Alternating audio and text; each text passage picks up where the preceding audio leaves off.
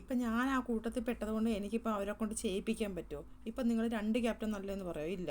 അപ്പം എനിക്ക് എന്ത് ചെയ്യാൻ പറ്റും? അവർ ചെയ്യാത്തതിന് എനിക്കൊന്നും ചെയ്യാൻ പറ്റത്തില്ല അനീഷേട്ടാ.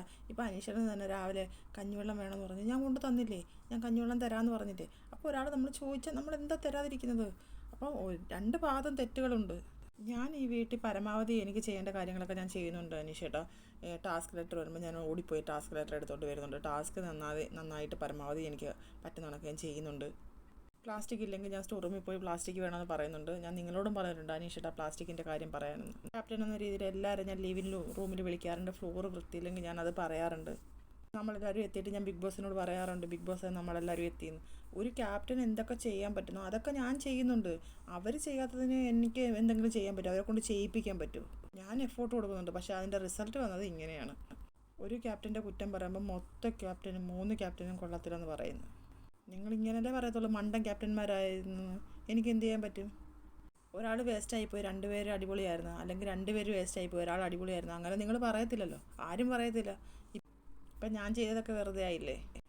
ചില നമ്മൾ ഫസ്റ്റ് ക്യാപ്റ്റൻ ആയപ്പോഴും ഇപ്പോഴത്തെ ക്യാപ്റ്റനെ ഇച്ചിരിയൊക്കെ ഫോൾട്ടൊക്കെ ഉണ്ടായിട്ടുണ്ട്. അതിപ്പോൾ ചേട്ടൻ്റെ ഭാഗത്തുനിന്നും ഉണ്ടായിട്ടുണ്ട് എന്നൊക്കെ ആര്യം പറയുകയാണ്. അനീഷ് ഒന്നും മിണ്ടാതെ എല്ലാം കേട്ടുകൊണ്ടിരിക്കുകയാണ്. ആരൊക്കെ ഭക്ഷണം വേണ്ടെങ്കിലും വേണ്ടാന്ന് പറഞ്ഞിട്ടുണ്ടെങ്കിലും ഞാൻ അവരോടൊക്കെ ഭക്ഷണം ഉണ്ടാക്കി കൊടുക്കുകയും ഞാൻ അവരോടൊക്കെ വന്ന് കഴിക്കാൻ പറയുകയും ഒരു കിച്ചൺ ക്യാപ്റ്റൻ എന്തൊക്കെ ചെയ്യാമോ അതൊക്കെ ഞാൻ എൻ്റെ പരമാവധി ഞാൻ ചെയ്തിട്ടുണ്ടെന്ന് തന്നെയാണ് എൻ്റെ വിശ്വാസം. നിങ്ങൾക്ക് അക്ബറോട് എന്തെങ്കിലും ഒരു പ്രശ്നം ഉണ്ടെങ്കിൽ നിങ്ങൾ അക്ബറിനെ വിളിച്ചിട്ട് നിങ്ങൾ ആ പ്രശ്നത്തെ സോൾവ് ചെയ്യും. നിങ്ങൾ എന്തിനാണ് 3 ക്യാപ്റ്റനെ ഒന്നിച്ച് പറയുന്നത് എന്നൊക്കെയാണ് പറയുന്നത്. ഇതാണ് എൻ്റെ കുറ്റം. ഞാൻ എന്ത് ചെയ്യാനാണ്? ഇപ്പം അനീഷിൻ്റെ കുറ്റമാണെങ്കിൽ ഞാൻ പറയുകയാണ്, അനീഷും ഷാനവാസും എന്തൊക്കെയാണ് ഈ കാണിച്ചുകൊണ്ടിരിക്കുന്നത്? ഷാനവാസ് അവിടെ വെറുതെ ഇരിക്കുകയായിരിക്കും, ഞാൻ എന്തിനാണ് ഷാനവാസിനെ പറയുന്നത്?